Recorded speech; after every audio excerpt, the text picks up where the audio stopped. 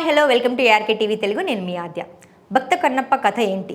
వదిలిన టీజర్ ఏంటి? ఏమన్నా సింక్ ఉందా?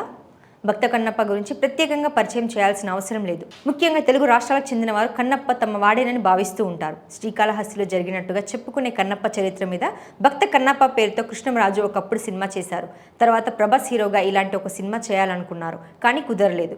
ఇప్పుడు మంచు విష్ణు కన్నప్ప అనే సినిమాతో ప్రేక్షకుల ముందుకు వచ్చేందుకు సిద్ధమయ్యాడు. ఈ సినిమా కోసం న్యూజిలాండ్ వెళ్లి మరీ షూటింగ్ జరుపుకొని వచ్చారు. తెలుగు నటులే కాదు, కన్నడ, మలయాళ, హిందీ భాషలకు చెందిన స్టార్ యాక్టర్లతో పాటు ప్రభాస్ కూడా ఈ సినిమాలో భాగమయ్యాడు. సినిమా రిలీజ్కి సిద్ధం చేసే క్రమంలో తాజాగా టీజర్ రిలీజ్ చేశారు. ఈ టీజర్ మాత్రం అదిరిపోయేలా ఉందని చెప్పాలి. కానీ అసలు కన్నప్ప కథకు టీజర్కు ఎక్కడా సింక్ కుదరడం లేదు అని కామెంట్స్ అయితే సోషల్ మీడియాలో వినిపిస్తున్నాయి. ఒకసారి కన్నప్ప వృత్తాంతం తెలుసుకుందాం, తర్వాత టీజర్ చూద్దాం. ఆ తర్వాత మీకేమనిపించింది అనేది కింద కామెంట్స్ చేయండి. కన్నప్ప వృత్తాంతం. ద్వాపర యుగంలో అర్జునుడే కలియుగంలో తిన్నాడిగా అవతరించాడని అంటారు. అర్జునుడు ఆ జన్మలో శివ సాయుధ్యం పొందలేకపోవడంతో మరో జన్మ ఎత్తాడని చెబుతారు. బోయ కులానికి చెందిన తండై నాథనాథ దంపతులకి తిన్నాడు జన్మించాడు. తండ్రితో పాటు రోజు వేటకు వెళ్ళేవాడు. పెద్దయ్యాక ఒకరోజు వేటాడి అలసిపోయి అడవిలోనే ఓ చెట్టు కింద నిద్రపోయాడు. అలా పడుకున్న తిన్నాడికి మహాశివుడు కనిపించి కొద్ది దూరంలో ఉన్న గుడికి వెళ్ళమని చెప్పినట్లు కలరాగా తిన్నాడి నిద్ర నుండి లేచేటప్పటికి ఒక దుప్పి కనిపించింది. తిన్నాడు దాన్ని వేటాడుతూ వెళ్ళి మొగలేరు అనే ప్రాంతానికి వెళ్ళగా అక్కడ సరిగ్గా తనకు కలలో కనిపించిన శివలింగం దర్శనమివ్వగా, నా మీద ప్రేమ ఉంటే మా ఇంటికి రా అని పిలిచాడు. శివుడు రాకపోవడంతో తిన్నాడు ఇల్లు వాకిలి మర్చి అక్కడే ఉండిపోయి శివుని సేవలో గడపసాగాడు.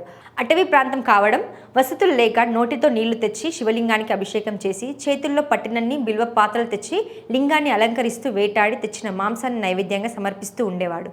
ఈ విషయం తెలిసి అదే ఊరిలో ఉన్న శివగోచారి అనే భక్తుడికి ఈ తీరు నచ్చక తలను శివలింగాన్ని కొట్టుకొని చనిపోబోయాడు. మహాశివుడు ఇక్కడే దాక్కుని ఏం జరగబోతుందో చూడమని అంటే పక్కనే దాక్కుంటాడు. ఎప్పటిలానే శివుడికి పెట్టిన నైవేద్యాన్ని ఆరగించలేదు. ఎందుకు ఇలా జరిగింది అని చూస్తే శివుడి కంటిలో నుంచి కన్నీరు కారుతుంది. పరిగెత్తుకుంటూ వెళ్ళి ఔషధ మొక్కల ఆకులు తెచ్చి రాతి మీద నూరి కంటికి కట్టు కట్టాడు. అప్పుడు రెండో కంటి నుండి రక్తం కారుతుంది.